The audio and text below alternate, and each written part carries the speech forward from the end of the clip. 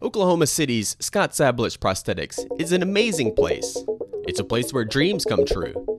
People who have lost limbs gain mobility and gain a certain portion of their life back. There's a lot of great technical advances going on, and owner, Scott Sabolich, explained how technology is advancing his craft by integrating electronics with prosthetics, use of high-tech materials like carbon fiber and titanium, and the general overall advances of modern prosthetics.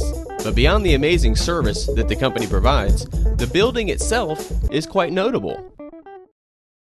Scott stressed that one of the hallmarks of his building is the use of curves that emulate the S of his logo. But that's not all. The curves also keep his facility from looking too clinical, as he explains.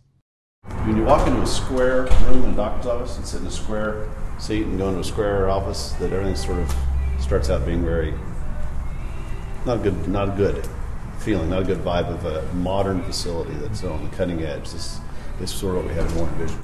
This is the first time we've ever put a facility together from the ground up. We've always remodeled facilities. So we were able to say, okay, we want completely a building designed only for prosthetics. Every part of Scott Sabolich's prosthetics facility has a meaning. The rails of these curvy stairs are therapeutic, just like the ones in this therapy room. Well, every above-knee amputee has to learn how to go down the stairs, right? So we have this little set of stairs to learn how to hit your prosthesis on the stair and come down the stair. That gives you 2.5 strides or 3.5 strides.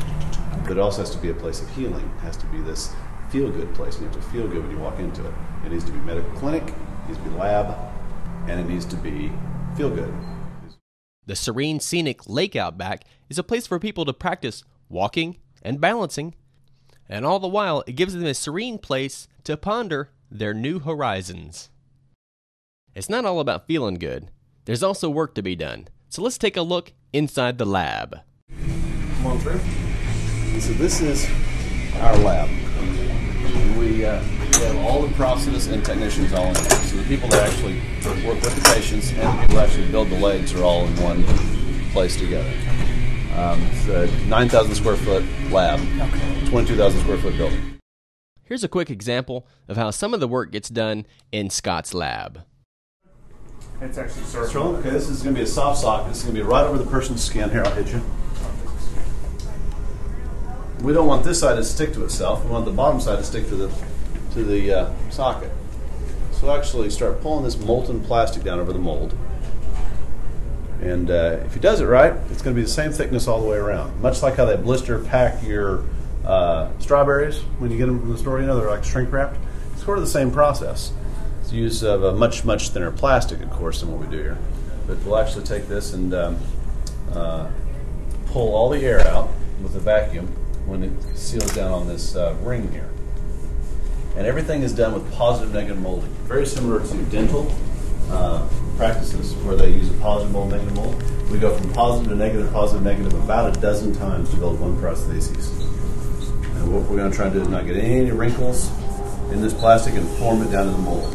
And as he sucks the air out, you hear it just pulling the air right out of the mold.